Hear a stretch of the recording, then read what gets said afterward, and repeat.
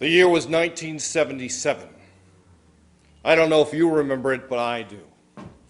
Outside of Akron, Ohio, we had a blizzard. School was canceled for 2 weeks. That was a good day. However, I couldn't get out of the door. That was a bad day. But it's nothing to the day of this story.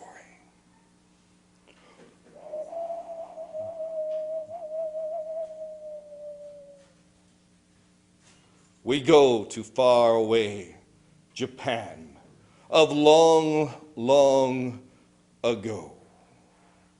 There was a woodsman, an older woodsman, and a younger woodsman.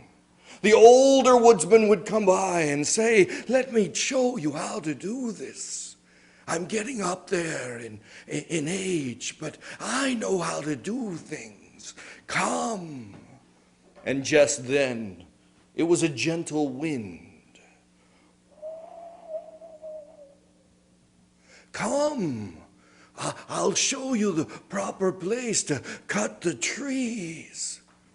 And the young man, who was very, very young, if you don't believe me, if you looked into his eyes, it was almost like the eyes of a deer, a doe. Eyes that you could get lost in. Young, innocent eyes. "Come, hurry, hurry." And at that point, the wind turned into snow. And it picked up. It's getting cold. And they walked deep into the woods. Deep into the woods. When they looked around, it was a blanket of snow. Everywhere they saw was blinding white. For the little bit that they could see, the sun was becoming the night. They couldn't see anything. They were running around looking, and they were in trouble. The old man was getting older by the day. He couldn't handle it. It was getting cold, and he was getting weak. The young man was not that much better. And he sat there, and he said, "We've got to find shelter. We have to find something, but there's nothing around. Can you see anything?" "No, I can't," but somehow, out of a glint of light, there was a little hut. It had one small door. They had no idea who lived there, but they said, "It's an emergency. We must go. I don't even know if I can make it. Hurry." And the young man took the old man by the arm, and he moved him inside the little two-matted hut. And immediately they shut the door. They tried to lock it, but the wind kept coming in. It was hard. They pushed, they found whatever they could. They put it up against the door, but it kept moving back and forth and back and forth. And the old man had had enough. He was tired. He'd worked an entire day, and he said, "I need to rest. My bones are weary. There's no blankets here. I'll just go over to the side there." And the younger man said, "Well, all right, I'll try more with this door."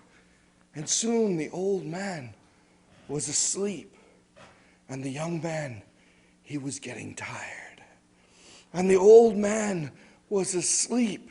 And the young man, he was getting tired and more tired, to the point that he was nodding off. He was going to keep his eyes open just a little, and he had it just a little, when all of a sudden that door flew open.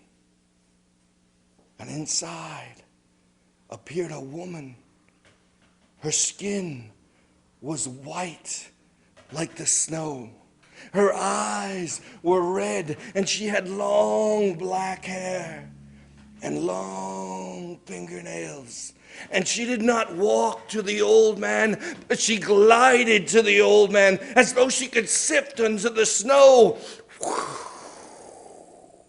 And with that one hand, she picked up that old man like it was nothing.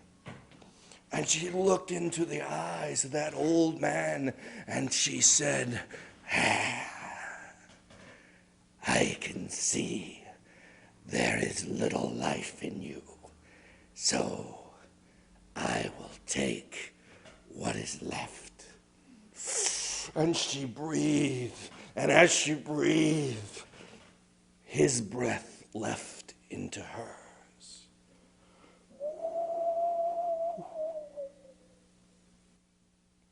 The young man sat there, and he was scared. He was frightened. He looked, and the old man had just withered away as though he was nothing. And she looked, and she said, ha, ha, ha, I almost missed you. And lifted like it was nothing.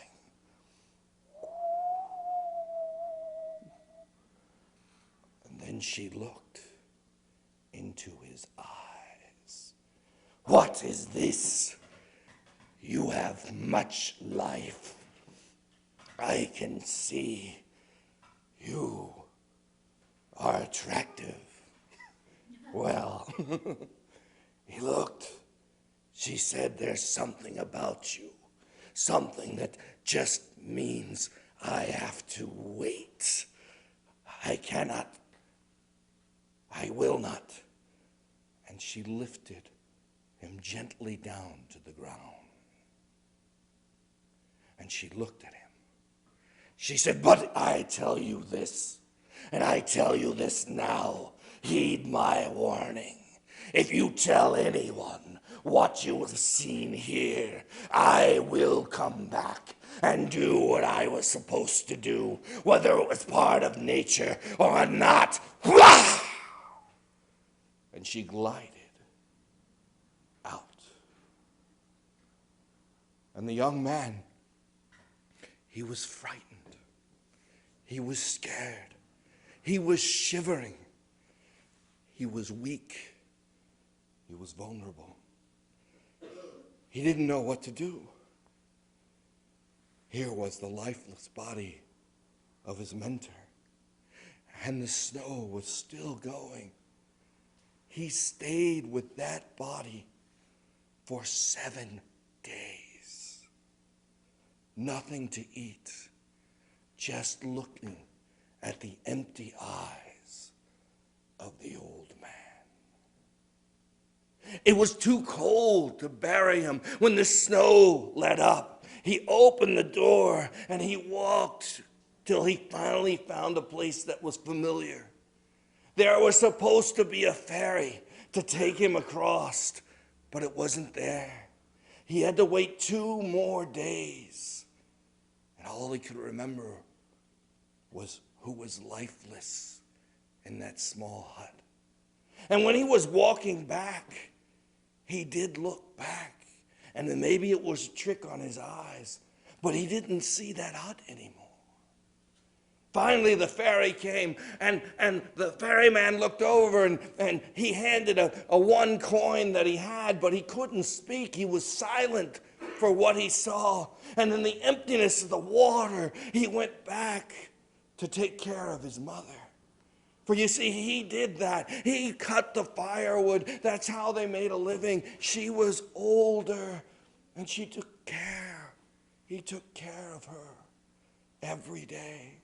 One day, it took him a long time, but he was able to go back to the woods. And when he went back into the woods, he walked in, and he saw a little woman, barely a woman, a small girl, had long black hair, and their eyes met even from afar, and there was doe-like eyes from her. And she said, I'm lost. I was trying to go to my uncle. I don't know him that well, but I have no other place to go. I'm cold. Could you tell me? And she named the town. It was very close, but also very far away. For you see, his heart was growing. and he wanted her to stay. And so he said, could you just stay and meet my mother? And we'll feed you, and you can be on your way. I'll be sure to tell you. And she said, I don't know. He says, my mother would love to meet you, and we don't get too many guests. It's been a hard winter. Please. And so the mother met the daughter and looked over and said, who are you? He said, well, my mother and father, they're no longer, and I am looking for my uncle, and he lives very far away. He said, well, then you must stay the night. And they stayed all night, and they had rice, and they told stories, and they sang songs, and they had a wonderful time. And while she was there, she said, well, I think maybe it's still cold, and I'll stay another day. And she stayed another day, and another day, and a week, and a month. And he fell more in love. And his older mother was getting sick. And they took care of her together. And at her last words, she looked over and said, you two look happy together. And it was the last words. And it was almost like it was his mother's wish. And she certainly wasn't saying no to that wish. And they married. And they had 10 children. A large family. And they laughed. And they sang songs. And he went out and cut the wood. And one day, right before winter, she was sitting in a chair, rocking their youngest. And she got up and put him in the crib. And she picked up a sewing needle. And she began to sew because she was going to sew something for the kids' feet. And went back and forth. And the woodman looked over and said, just the way that you're sitting there, just the way that you're sitting there reminds me. I can hardly remember it. It was years and years ago. And she said, what are you talking about, dear? She said, I remember it. It was a long time ago. I was in the woods. I had an old master, and he was a good woodcutter. And he said, well, tell me more, dear. And he said, well, he was a wonderful man. And we went into the woods, and he began to tell him the story. And told them how cold he was in the hut. And they said, and I was scared. Why were you scared, dear? And she began to move her needle just a little bit quicker. Why were you scared? He said, because it was such a long time ago. There was a woman. She wasn't a woman. She had long fingernails, black hair that went down to her waist, and she glided up like the snow. And she picked him up, and he said, and then what happened? He said, and he picked him up, and he breathed, and she said, ah.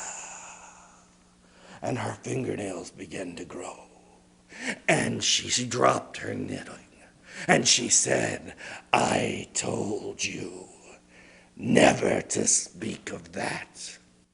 I told you what I would do. And her eyes turned red like fire, and she stood up, and she took up the entire space of the room, and she picked him up like it was nothing, and held him there and said, now I must do what I said I would do.